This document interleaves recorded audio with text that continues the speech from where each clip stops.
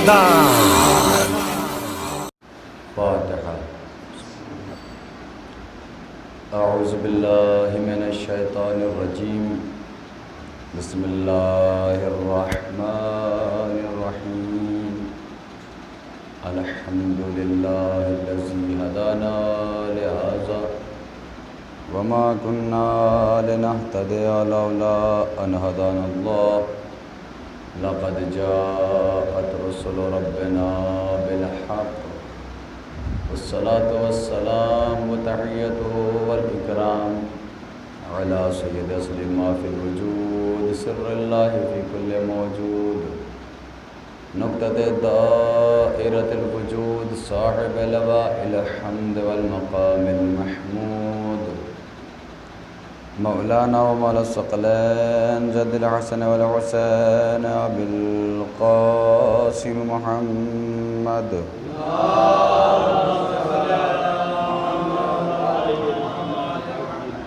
وعلى آل بيته الطيبين الطاهرين المعصومين المظلومين، ولعنة الله على أعدائهم أجمعين من يومنا هذا إلى قيام يوم الدين. أما بعد، فقد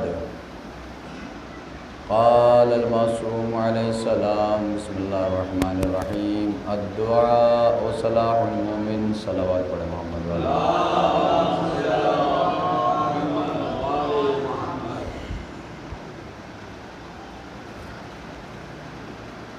عزیزان محترم،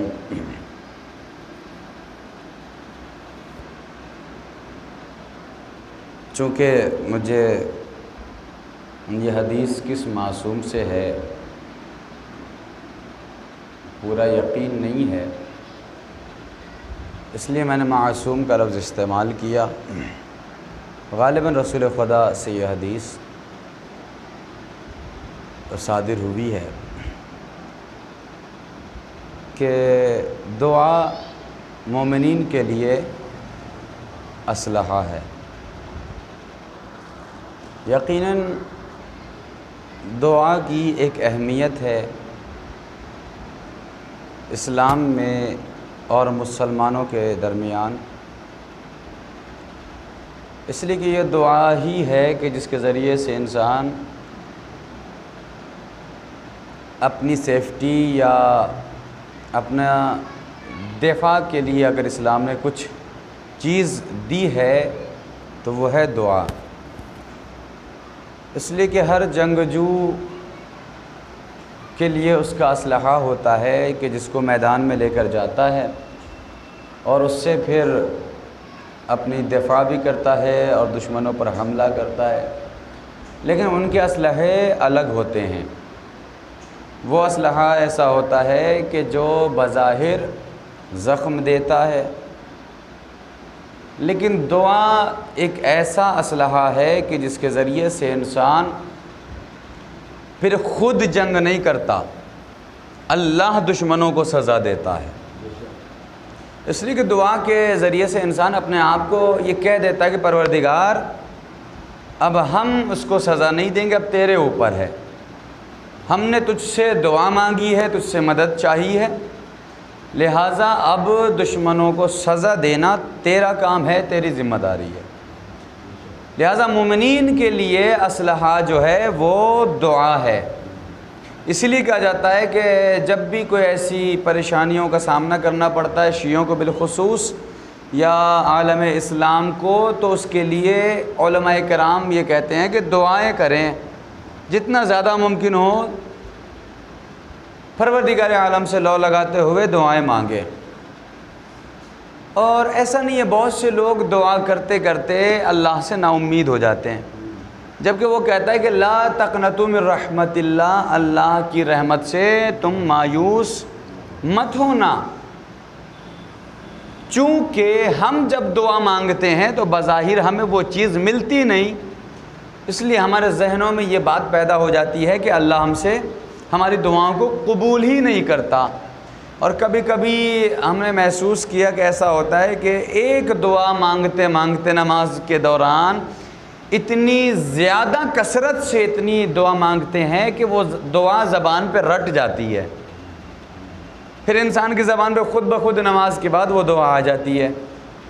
تو اب کہنے کا مسئلہ یہ، بہت سے لوگ شکوہ کرتے ہیں پروردگار سے کہ اتنی دعائیں مانگی ہم نے، دعاؤں پر دعائیں مانگی، دعاؤں پر دعائیں مانگی، یہاں تک کہ ہماری زبانوں پہ دعائیں رٹ چکی ہیں، لیکن اللہ آج تک اس نے ہمیں عطا نہیں کیا، یا جس چیز کے لیے بھی ہم نے دعا مانگی وہ دعا قبول نہیں ہوئی۔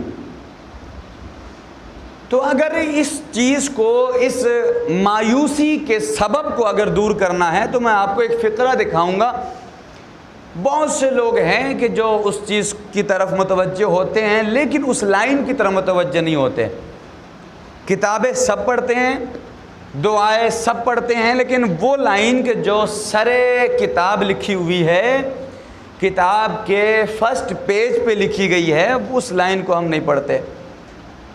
وہ لوگ، میری گفتگو ان لوگوں سے ہیں کہ جو نماز میں یا ویسے بھی دعائیں مانگتے ہیں، حاجات طلب کرتے ہیں، لیکن اللہ ان کی دعا قبول نہیں کرتا، اور وہ اللہ سے بدظن ہو جاتے ہیں کہ اللہ اپنے بندوں کی دعائیں قبول ہی نہیں کر رہا، کب سے دعائیں مانگتا ہوں۔ لوگ کہتے ہیں دعائیں مانگو دعائیں مانگو، معصومین کی بھی روایتیں حدیثیں ہیں، اور جب ہم دعا مانگ رہے ہیں تو سال گزر گئے، ہماری دعا قبول نہیں ہوئی۔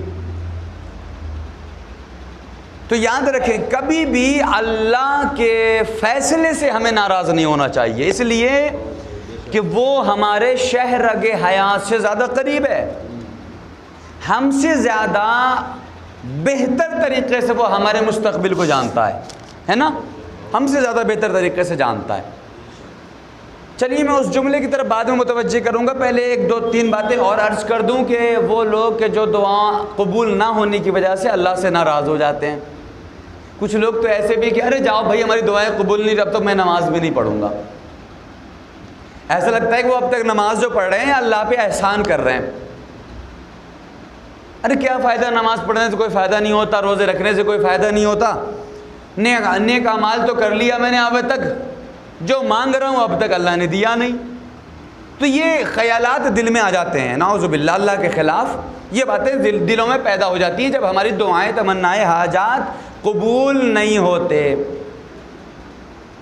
اچھا، اس بات پر تو ہمیں یقین ہے کہ اللہ ہم سے زیادہ ہمارے شہرگ حیات سے قریب ہے، بالکل ہمارے دل کے راز سے واقف ہے، ہمارے ذہن میں آنے والے تصورات سے واقف ہے۔ اب ایک انسان ہے، مثال کے طور پر مثلا وہ یہ دعا کر رہا ہے کہ پروردگار ہمیں ایک عالی شان مکان دے دے، سالوں گزر گئے، باپ دادا ہمارے جھوپڑی میں زندگی گزار رہے ہیں، وہ سیدھا گھر میں، پروردگار اب تو ایک پکا مکان دے دے، بہترین خوبصورت عالی شان مکان دے دے۔ دعا مانگ رہا ہے لیکن دعا قبول نہیں ہو رہی۔ اب یہ بات میں صرف سمجھانے کے لیے پیش کر رہا ہوں، ایسا ہوا ہوگا نہیں ہوا ہوگا مجھے نہیں پتا، لیکن ان لوگوں کے لیے کہ جو اللہ سے بدظن ہو جاتے ہیں اور اللہ تبارک و تعالیٰ کے بارے میں برے خیالات ان کے ذہن میں آ جاتے ہیں۔ پروردگار سے دعائیں مانگ رہے ہیں، گھر دے دے گھر دے دے، ابھی تک اللہ نے گھر نہیں دیا، اب میں نہ نماز پڑھوں گا، نہ دعا پڑھوں گا، نہ اب اللہ سے مانگوں گا۔ ویسے تو کافر بھی زندگی گزار رہے ہیں، بہترین مکان، بہترین لباس اور بہترین دولت اور عزت کے ساتھ زندگی گزار رہے ہیں، اللہ انہیں دے رہا ہے، لیکن میں مسلمان ہو کر اس اللہ کی نماز پڑھ رہا ہوں، عبادت کر رہا ہوں، روزے رکھ رہا ہوں اور سارے کام کر رہا ہوں مسلمان ہونے والے، لیکن اللہ نہ جانے کیا بات ہے کہ ہماری دعا قبول نہیں کرتا۔ چلیے مثال کے طور پر اب سمجھیے گا اس بات کو، میں نے پہلے ہی کہا کہ اللہ ہمارے ذہن سے بالکل قریب ہے، ہمارے مستقبل کو اللہ جانتا ہے، ہم نہیں جانتے کل کیا ہونے والا ہے، لیکن وہ جانتا ہے۔ اب آئیے میں اس جملے کا ذکر کرتا ہوں کہ آپ نماز کے بعد جب تعقیبات نماز پڑھتے ہیں، اور ایک چھوٹی سی دعا کی کتاب آتی ہے تعقیبات نماز، کبھی مسجد میں آپ دیکھیں گے، غور کریں گے، بالکل اتنی بڑی ہوتی ہے، تعقیبات نماز لکھا ہوا ہوتا ہے۔ جب آپ اس کا پہلا پیج پلٹیں گے تو وہیں پر ایک لائن آپ کو ایک سطر لکھی ہوئی ملے گی، اب وہ مجھے پوری یاد تو نہیں ہے، اللہم انی اسألو کا ایسے کر کے کچھ ہے، اس کا مفہوم یہ ہے کہ پروردگار سے تم سوال کرو، دعائیں مانگو، استجب لی دعائی کر کے لفظ ہے، تم اس سے دعائیں مانگو، سوال کرو، جو دعا تمہارے حق میں بہتر ہوتی ہے وہ قبول کرتا ہے. یہ لفظ وہاں پر تحریر ہے. اب اسی لفظ سے فائدہ اٹھانا ہے اور ہمیں سمجھنا ہے اللہ کی محبت کو اللہ میں کتنا زیادہ چاہتا ہے اور کتنی محبت کرتا ہے. وہاں پر یہ فقرہ لکھا ہے جس کا مفہوم میں نے آپ کے سامنے پیش کیا کہ مجھ سے مانگو اللہ تمہیں عطا کرے گا وہ کہ جو تمہارے حق میں بہتر ہوگا. اب ہم نے اللہ سے مکان مانگ لیا، پروردگار ہمیں ایک مکان دے دے. اللہ نہیں دے رہا. کیا پتا کہ آج جو ہم مکان مانگ رہے ہیں اور اس مکان کے مل جانے کے بعد کل یہ مکان گر جائے، یا جیسے کہ کل بجلی بہت خطرناک آواز میں یہاں آئی تھی، آپ سب کے سب آپ نے دیکھا، آواز بھی سنی. تو کیا پتا کہ آپ کا عالی شان گھر آج تمام ہوا بن کے اور کل اس پہ بجلی گر جائے اور وہ نیست و نابود ہو جائے اور اس گھر میں آپ موجود ہوں اور آپ کی جان چلی جائے. دیکھیے دعا ہو سکتا ہے اللہ اس بندے کو گھر اس لیے نہ دے رہا ہو کہ اگر وہ گھر دے دے گا تو وہ گھر کل گر جائے گا اور اس کے نیچے دب کے وہ بھی مر جائے گا. ہو سکتا ہے اللہ ہمیں زندہ رکھنا چاہ رہا ہو، نہ صحیح عالیشان مکان دے کر، لیکن وہ ہماری زندگی زیادہ اور طویل دینا چاہ رہا ہو، آسان زندگی گزارنا چاہ رہا ہو. جھوپڑی میں رہو، بوسیدہ گھر میں رہو، لیکن زندگی تو مل رہی ہے. تو یہ منشائے الہیہ مشیت پروردگار ہے کہ جس کو لوگ سمجھتے نہیں ہیں اور اللہ سے بدظن ہو جاتے ہیں کہ اللہ ہماری دعاؤں کو قبول نہیں کرتا. لیکن دعاؤں کے کچھ اسلوب اور طریقے بیان کیے گئے ہیں اسلام میں، شریعت میں. دعا کرنے کے لیے جو طریقے بتائے گئے ہیں وہ یہ ہے کہ نماز پڑھیے اور اس کے بعد دعائیں مانگے. کوئی چاہتا ہے کہ ہماری دعا اگر قبول ہو تو اس کے لیے ضروری یہ ہے کہ پہلے صدقہ دیں. جب آپ صدقہ دیں گے اور اس کے بعد دعا مانگے تو پروردگار اس دعا کو قبول کرے گا. میں نے محرم کی مجلس میں ایک بار اور ذکر کیا تھا کہ اگر کوئی چاہتا ہے کہ دعائیں قبول ہوں تو اس کے لیے بہتر یہ ہے کہ اپنی دعاؤں سے پہلے اور دعاؤں کے آخر میں 3 مرتبہ درود کی تلاوت فرمائیں. ایک مرتبہ آپ تلاوت فرما دیں، اللہم صلی علی محمد وعلی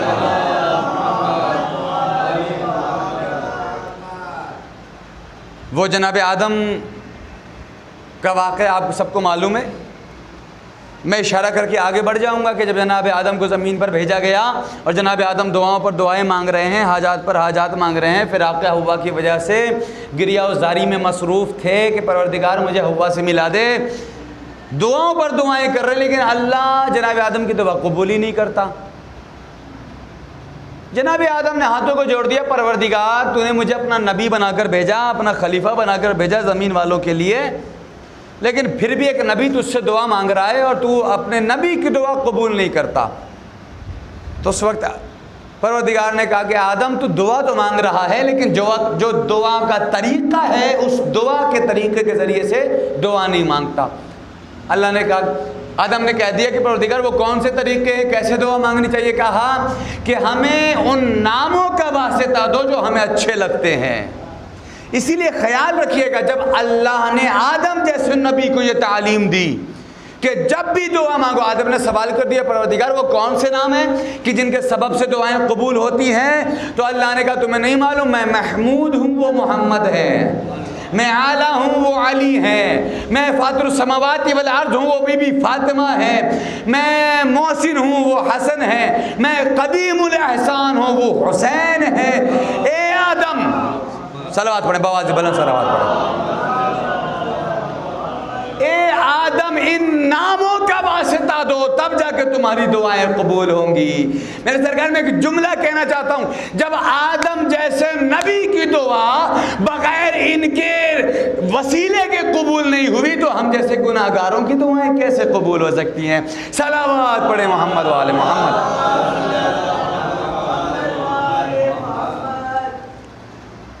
تو یہ دعا ہے، دعا کے طریقے بتائے گئے ہیں، بہت ساری چیزیں بیان کی گئی ہیں کہ دعا اس انداز سے مانگنی چاہیے کہ آپ جب نماز پڑھ رہے ہوں تو وہاں پر ایک ہلکی سی روشنی ہو، بس زیادہ روشنی نہیں ہو، ہلکی سی روشنی ہو، اور اس ہلکی سی روشنی میں پروردگار عالم سے لو لگا کر نماز پڑھیں، گریہ وزاری میں مصروف ہوں، آنکھوں سے آنسو جاری ہونا چاہیے، اس کے بعد آپ پروردگار عالم سے سوال کریں۔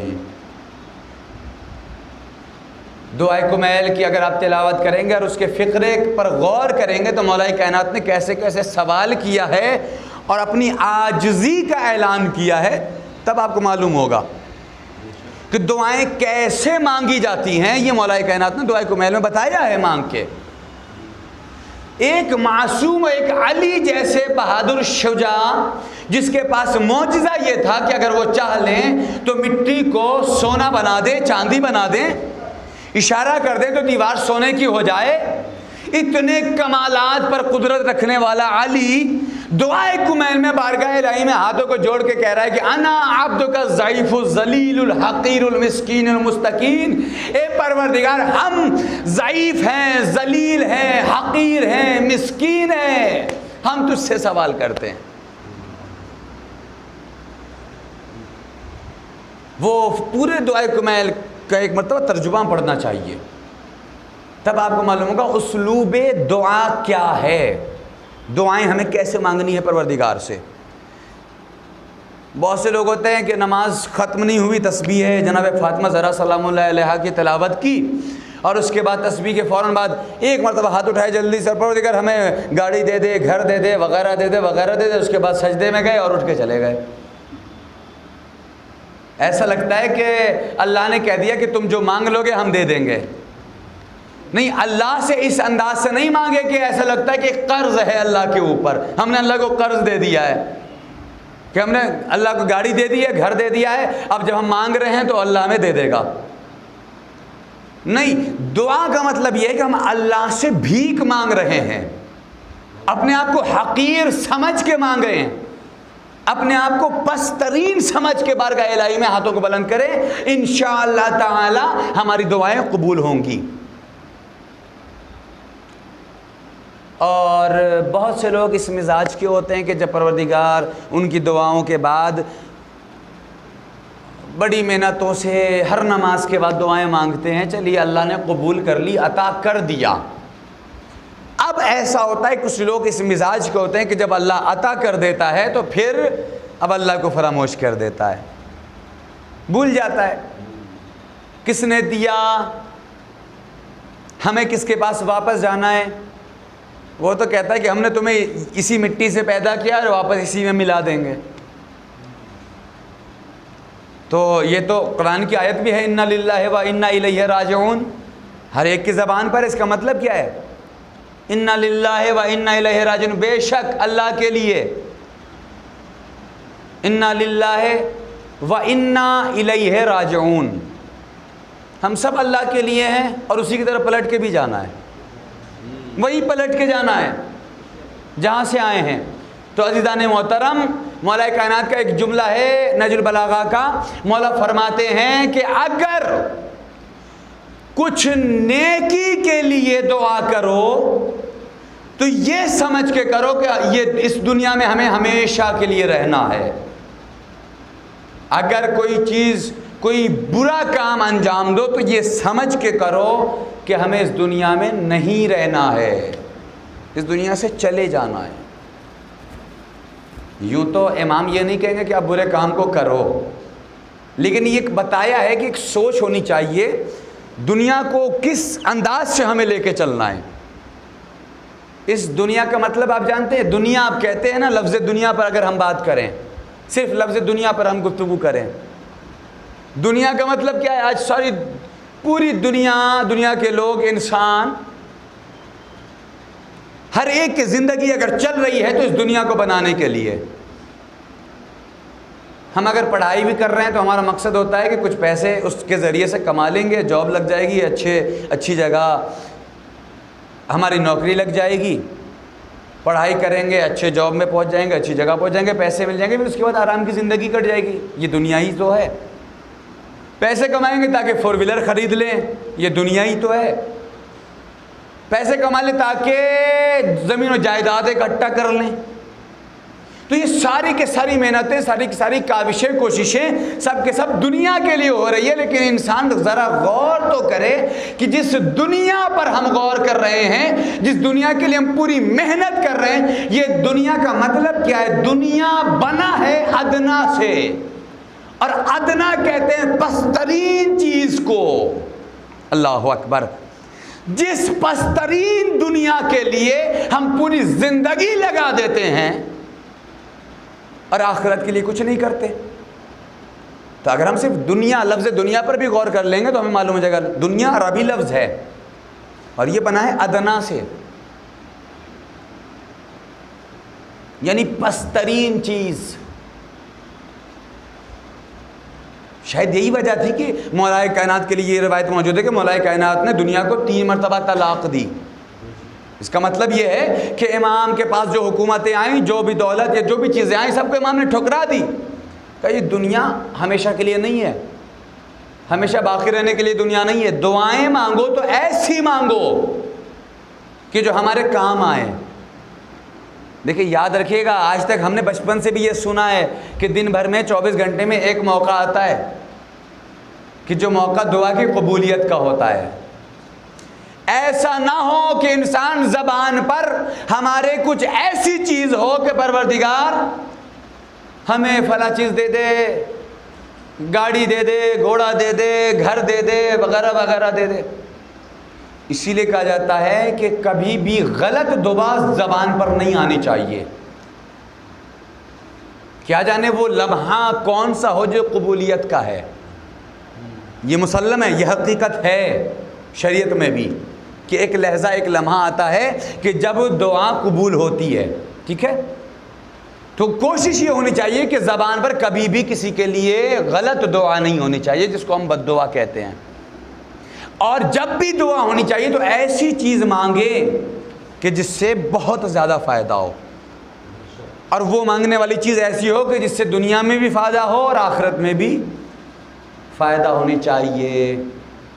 کسی عالم سے پوچھا گیا، ایک مرتبہ انہوں نے سوال کیا، چند لوگ جمع تھے، ان سے پوچھا گیا کہ اگر مان لو مثال کے طور پر فار ایگزامپل آپ سب کے سب یہاں بیٹھے ہو اور یہ کہا جائے کہ ایک دعا آپ سب کی قبول کر دی جائے گی، مثال کے طور پر یہ وعدہ کر لیا جائے، رسول خدا وعدہ کر لیں اپنے امت سے کہ تمہیں جو مانگنا ہے مانگ لو، ہم تمہاری دعا قبول کر لیں گے۔ جیسے کہ جناب فضہ سے رسول خدا نے کہا تھا کہ فضہ، میں رسول ہو کے تم سے کہہ رہا ہوں کہ تم جو بھی مجھ سے مانگنا چاہتی ہو مانگ لو۔ کیوں؟ اس لیے جناب فضہ کے کام کو، ان کے اسلوب کو، ان کے اخلاق کو، ان کے کردار کو دیکھنے کے بعد رسول خدا نے یہ بے ساختہ کہہ دیا تھا، اس لیے کہ وہ فضہ کے جنہوں نے اف تک نہ کیا، گھر کے کام کرتی تھی اور اتنا خیال ہوتا تھا کہ صبح صبح اتنی عظمت تھی جناب فضہ کی کہ حسن و حسین جب اٹھتے تھے تو اماں فضہ کہہ کے سلام کیا کرتے تھے۔ میرا موضوع یہ نہیں ہے کہ میں جناب فضہ پر گفتگو کروں، حالانکہ میں ایک بار کر چکا ہوں اسی وطن میں جناب فضہ کے اوپر گفتگو، وہ ایک الگ موضوع ہے۔ لیکن جو رسول خدا نے کہا فضہ جو مانگنا ہے مانگو، آج رسول تمہیں عطا کرے گا۔ معلوم ہے کیا مانگا تھا؟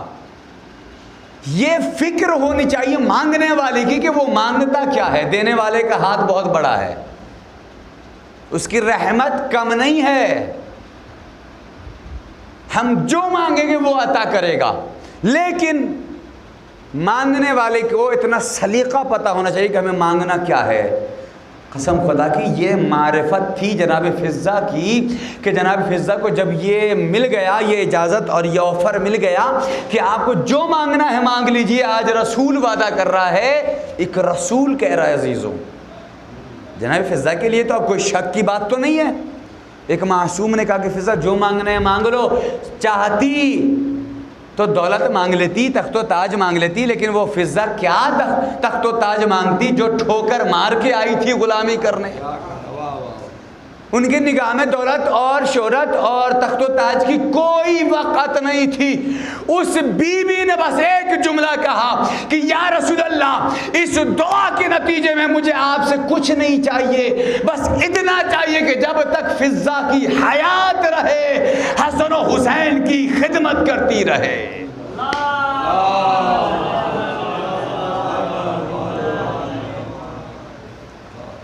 ایک اور صلوات پڑھیں آپ حضرات.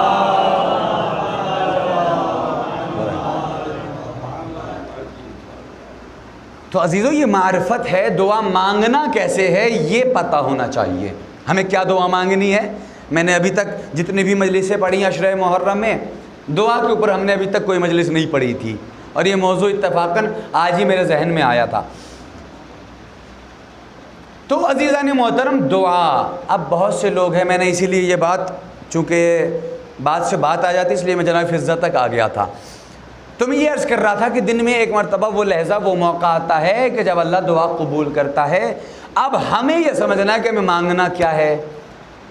تو میں یہ مثال آپ کے سامنے پیش کر رہا تھا کہ ایک مرتبہ اگر آفر دیا جائے آپ سے بھی تو کیا مانگا جائے گا. ایسے ہی ہوا تھا کہ کچھ لوگوں کو جمع کر کے یہ کہا گیا کہ اگر بتاؤ کہ تمہیں اگر ایک دعا کا آفر دیا جائے کہ تم جو دعا مانگو گے وہ دعا تمہاری قبول ہو جائے گی. تو سب نے، جتنے بھی بیٹھے تھے، سب نے معلوم ہے کیا دعا مانگی؟ سب نے یکجہتی کے ساتھ دعا مانگی کہ بس ہماری آخری اور ایک دعا یہ ہے کہ جب ہماری موت ہو تو ہم ایمان پر برقرار رہیں. اور اس سے بڑھ کے کوئی دعا نہیں ہو سکتی. ہاں ایک نے کہا تھوڑا اس سے ہٹ کے کہ ہمیں شہادت کی موت چاہیے، لیکن اگر آپ غور کریں گے اس کے نتیجے پر تو وہ بھی یہیں تک آئے گا، کیونکہ شہادت بغیر ایمان کے حاصل نہیں ہو سکتی. تو عزیزو اب سمجھنا یہ کہ دعا مانگنا کیا ہے یہ ہمیں فیصلہ کرنا ہے. کوئی یہ سوچ رہا ہے جیسے کہ ایک واقعہ یہ ملتا ہے کہ ایک مرتبہ ایک شخص آیا مسجد میں، آنے کے بعد اس نے دعائیں مانگنا شروع کر دی. پروردگار مجھے $1,000,000 دے دے. توجہ رہے، $1,000,000 دے دے. آپ کہہ لیں 10 لاکھ روپے دے دیں، 20 لاکھ روپے دے دیں. چلیے میں اپنی مثال دیتا ہوں. علی رضا مسجد میں گیا اور جانے کے بعد علی رضا نے کہا پروردگار مجھے 20 لاکھ روپے دے دے. میں 20 لاکھ روپے مانگ رہا تھا اللہ سے. بات سمجھیے گا، مثال دے رہا ہوں.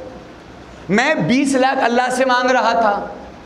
میرے قریب میں ایک صاحب آئے اور آنے کے بعد انہوں نے کہا پروردگار مجھے 100 روپے دے دے. میں نے پلٹ کے دیکھا اور کہا کہ ارے بھائی حد کر دیا آپ نے، کیا میری توہین کرنے آئے ہو کہ میں تو 20 لاکھ روپے مانگ رہا ہوں، تم 100 روپے آ کے مانگ رہے ہو؟ کیا مجھے احساس دلانے جا رہے ہو کہ میں نے بہت زیادہ مانگ لیا؟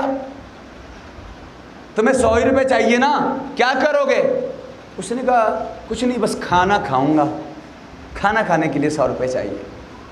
میں نے جیب سے 100 روپے نکالے اور دے دیے. 100 روپے دے دیے اسے. بارگاہ الہی میں ہاتھوں کو بلند کیا، پروردگار تیرے دربار میں 2 لوگ آئے تھے سوال لے کر. سمجھیے گا، 2 لوگ سوال لے کر آئے تھے، دونوں نے پیسے مانگے. میں نے 20 لاکھ مانگے، اس نے 100 روپے مانگے. تو نے اس کی دعا فوراً قبول کی، خواہ ذریعہ میں ہی بنا، لیکن مرضی تو اللہ کی تھی، بغیر اس کی مرضی کے تو کچھ ایک پتا بھی نہیں ہلتا. تو میں نے اسے 100 روپے دیے اور دے دیے، اس کی ضرورت پوری ہو گئی، وہ چلا گیا. پروردگار اب مجھے بھی 20 لاکھ دے دے. تو عزیزوں دعا مانگیں، لیکن یہ مقصد ہونا چاہیے کہ ہمیں مانگنا کیا ہے. کہیں ایسا تو نہیں ہے اللہ وہی چیز دیتا ہے کہ جو ہمارے لیے بہتر ہوتی ہے. اب آئیے، میں نے چونکہ آغاز مجلس میں یہ جملہ آپ کے حوالے کیا تھا، اب وہ بات کو ثابت کر دوں اور انشاءاللہ نتیجے تک لے آؤں کہ انسان کو جب اللہ، مان لیجئے علی رضا کو 20 لاکھ روپے مل گئے. اب 20 لاکھ مل گئے، جب پیسے مل گئے تو مسجد جانا ہی چھوڑ دیا، نماز پڑھنا ہی بھول گیا. نہ اللہ ہے، نہ اب مسجد یاد آ رہی ہے، نہ بارگاہ حسینی یاد ہے، بس اپنے گھر میں ہے، بزنس ہے، کاروبار ہے، وغیرہ وغیرہ. ایسے ہی ایک شخص تھا رسول خدا کے زمانے میں. ایک صلوات پڑھے تو میں آپ کو وہ واقعہ سناؤں.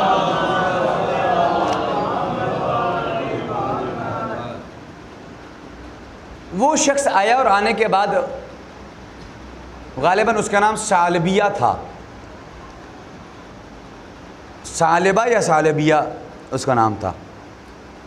وہ اتنا باعظمت باوقار شخص، مولا کا صحابی، مولا کا رسول کا چاہنے والا، رسول کا صحابی تھا کہ اس کی عظمت کے لیے یہ جملہ کہہ دینا کافی ہوگا کہ جب بھی کبھی وہ رسول کے سامنے آتا تو رسول اس سے سلام میں پہل کیا کرتے تھے، یعنی رسول خود اس کو سلام کیا کرتے تھے.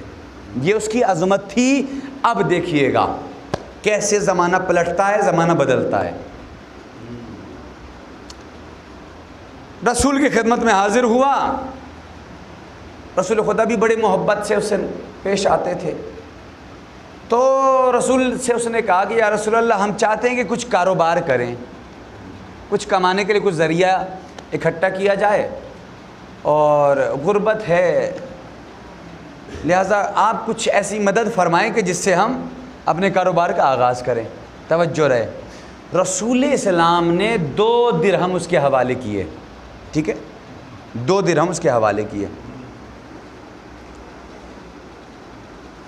اب اس 2 درہم کے ذریعے سے چونکہ رسول نے دیا تھا لہٰذا اس میں برکت تھی.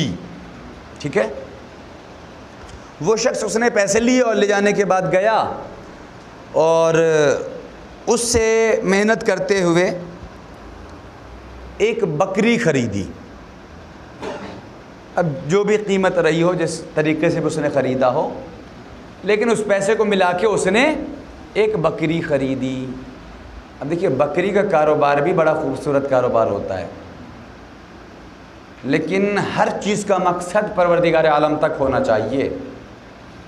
اس نے ایک بکری خریدی، پھر اس کے ساتھ اس کو بچے ہوئے، پھر وہ بچے بڑے ہوئے، پھر اس طریقے سے بکریاں بڑھتی گئیں. عرصہ گزرتا گیا یہاں تک کہ اتنی زیادہ بکریاں ہو گئیں کہ اب وہ بکری ایک جھنڈ اور ریوڑ بنا کر نکلنے لگیں. ایک پورا گروپ بکریوں کا جس کو ریوڑ کہتے ہیں، وہ جھنڈ بنا کے لے کے نکلنے لگے.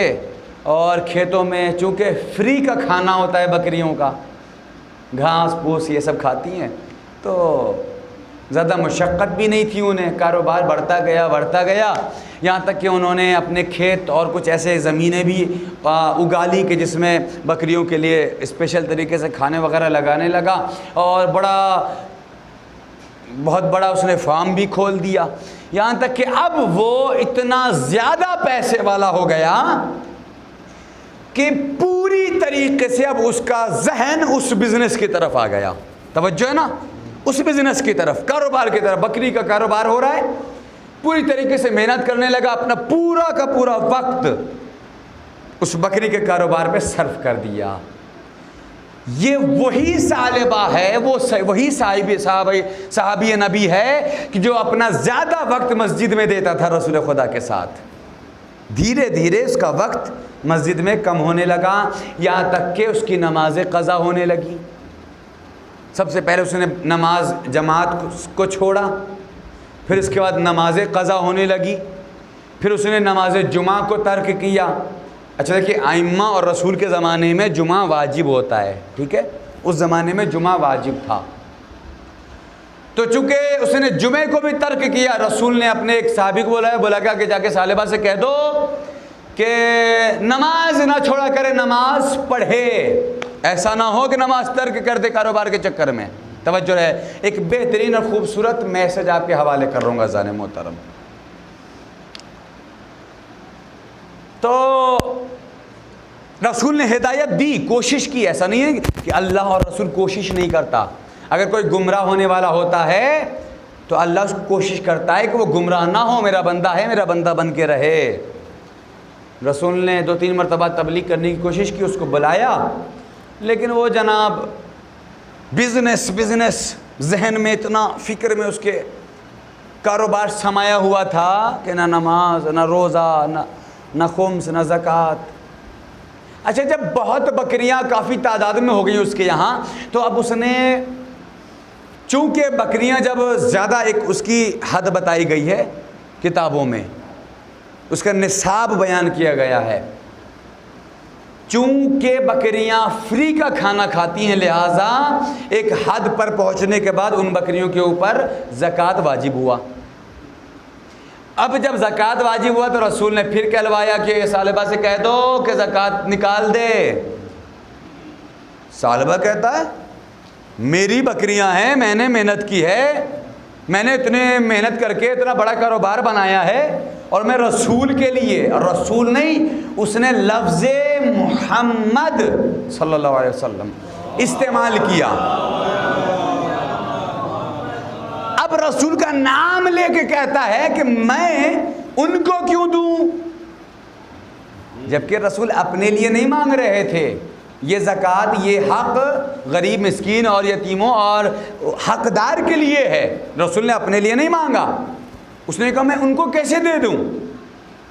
جب یہ بات کافی حد تک بڑھ گئی اور رسول نے سمجھ لیا کہ یہ پوری طریقے سے اندھا ہو گیا ہے اور اس کے دل سے نور ایمان ختم ہو گیا ہے، تو اب رسول نے کہا کہ علی جاؤ اور اس شخص سے جو میں نے 2 درہم دیے تھے وہ واپس لے لو۔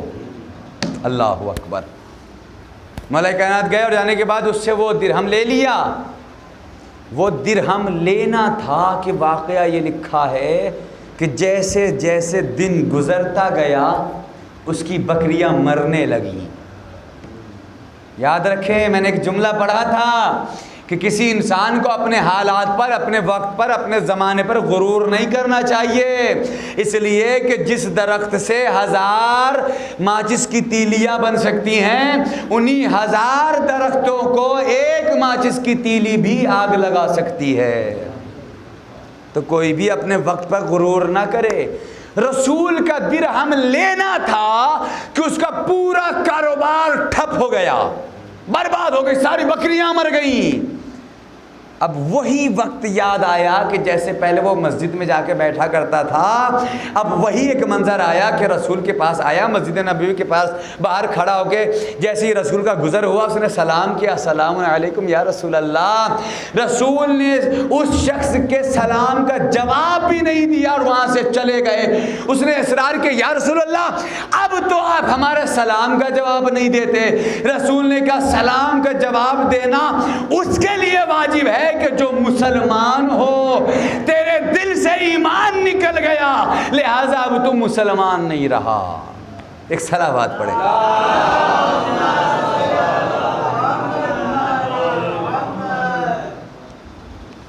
تو یہ ہے عزیزان محترم دعا۔ اگر ہم دعا مانگیں اور اللہ کچھ عطا کرے تو ایسا نہ ہو کہ کہیں اس چیز کے مل جانے کے بعد ہم بارگاہ الہی کے اس راستے سے بھٹک جائیں جو صراط مستقیم ہے۔ دعائیں الدعاء صلاح المومن، میں نے اس کی تلاوت کی ہے۔ زمانہ اتنا خراب ہے، اتنا پورا شوق زمانہ ہے، معصوم نے فرمایا کہ دعا، کبھی بھی دعا کا سہارا نہ چھوڑیں۔ آج اگر ہم زندہ بھی ہیں، کرونا جیسی وبا سے اگر ہم محفوظ ہیں تو کہیں نہ کہیں اس میں ہماری دعائیں کام آئی ہیں، لیکن سمجھ میں نہیں آتا۔ دعائیں مانگنے کے بعد انسان کو محسوس نہیں ہوتا، لیکن اللہ رحم فرماتا ہے، اللہ اپنے حفظ و امان میں رکھتا ہے۔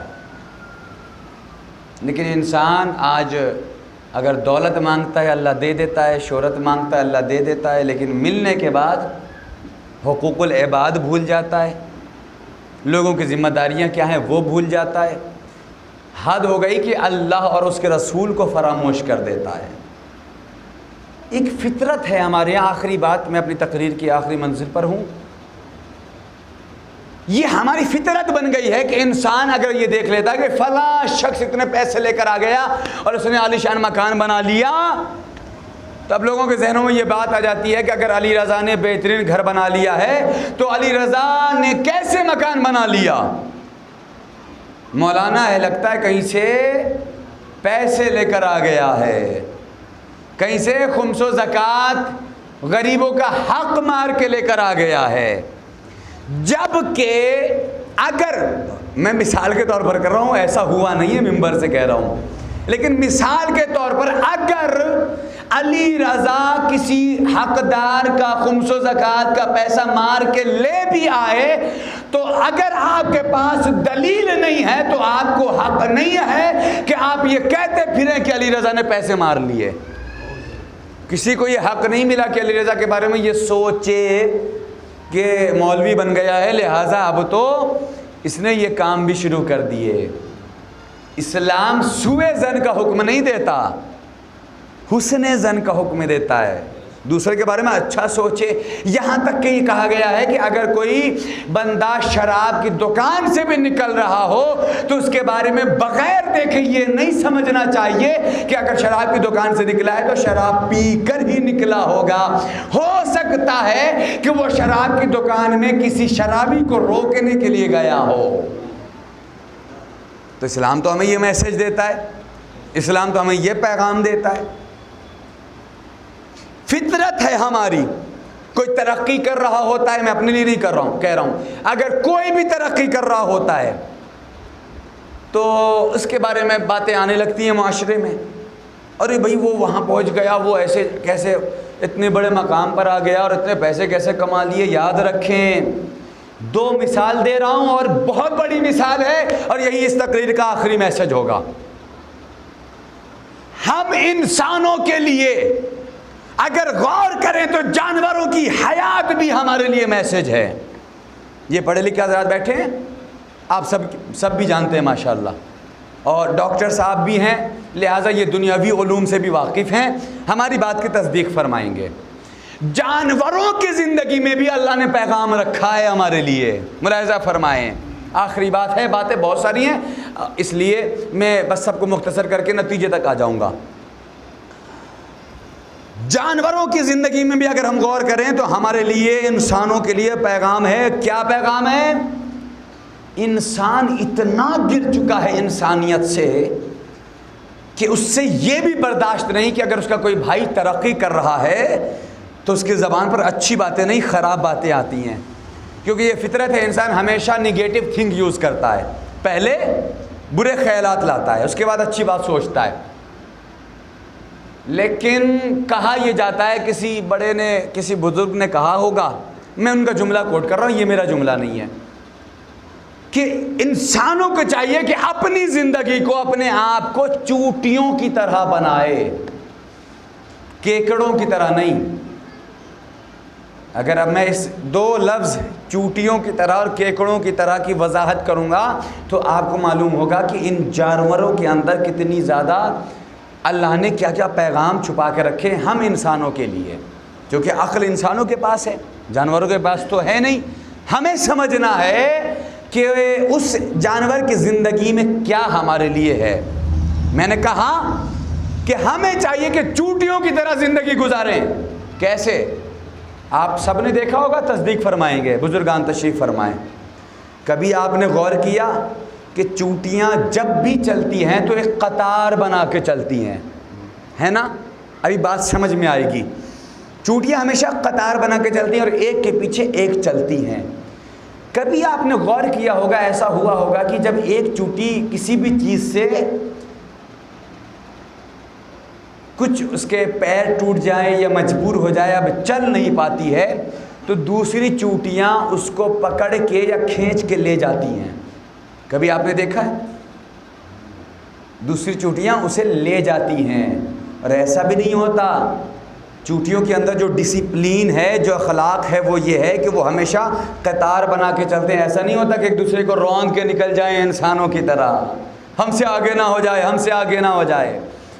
چونٹیاں پیغام دے رہی ہیں کہ کوشش کرو کہ ایک دوسرے کے پیچھے چلو، اور جب پیچھے چلو تو ایک دوسرے آگے والے کا مقصد یہ ہونا چاہیے کہ اگر پیچھے والا نہیں چل رہا ہے تو اس کے ہاتھوں کو پکڑ کے سہارا دو اور آگے بڑھاؤ.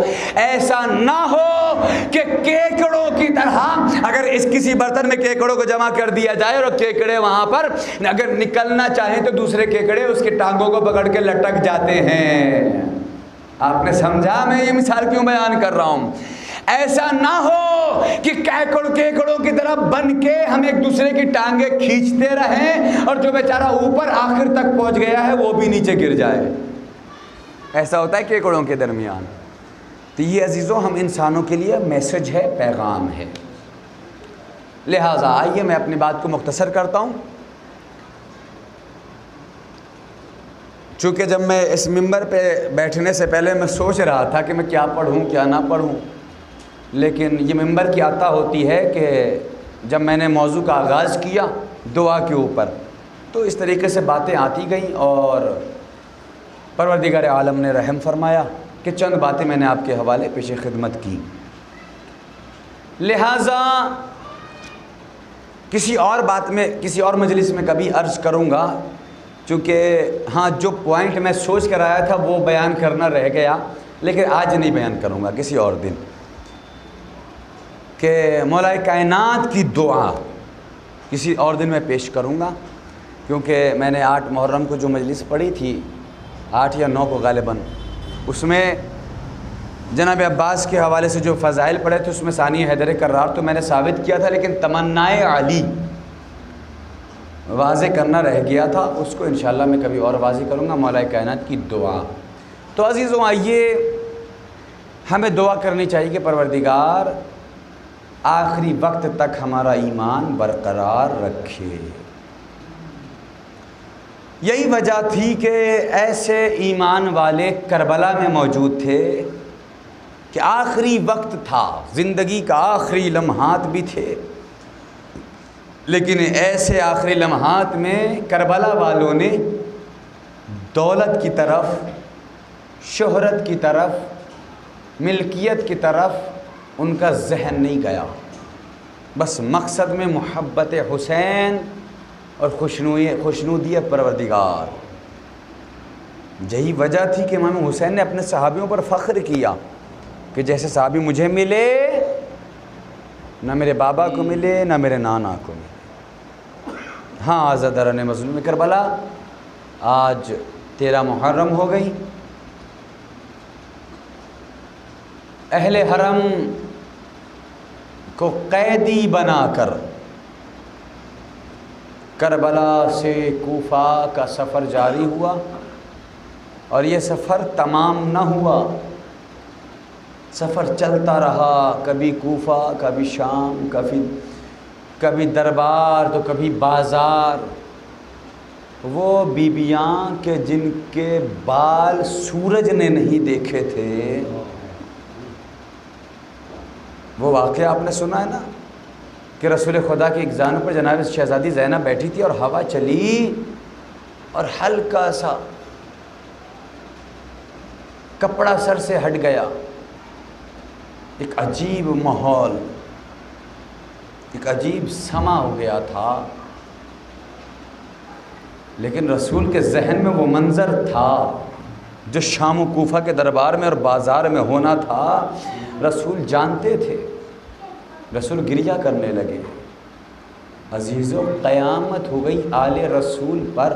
جن بیبیوں کے گھر سے پردے کا رواج چلا تھا، انہی بیویوں کو جب بازار شام میں لایا گیا نا تو یوں ہی نہیں بلکہ جب قافلہ بازار شام میں پہنچا تو ظالم یہ کہتے جا رہے تھے، اے کوفے والو، اے شام والو، یہ باغی علی کے گھر والے ہیں، یہ حسین کے گھر والے ہیں، یہ بیبیاں ہیں، عزادارو حد ہو گئی. نام لیا جاتا تھا، یہ زینب ہے، یہ ام کلثوم ہے.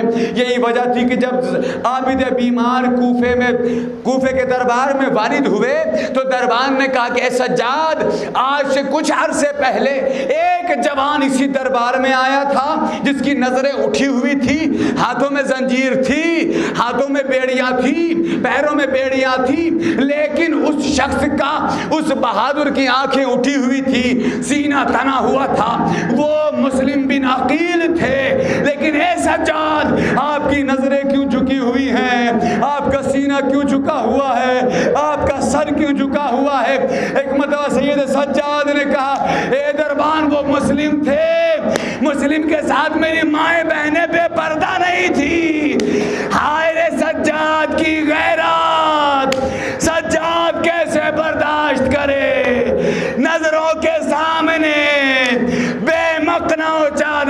ٹوپیاں بے مقنا و چادر بہنیں آ جاتی ہیں، سجاد یہ نظر کیسے اٹھا کے چلے۔ انا للہ و انا الیہ راجعون، رضم بقضائہ و تسلیم لامرہ۔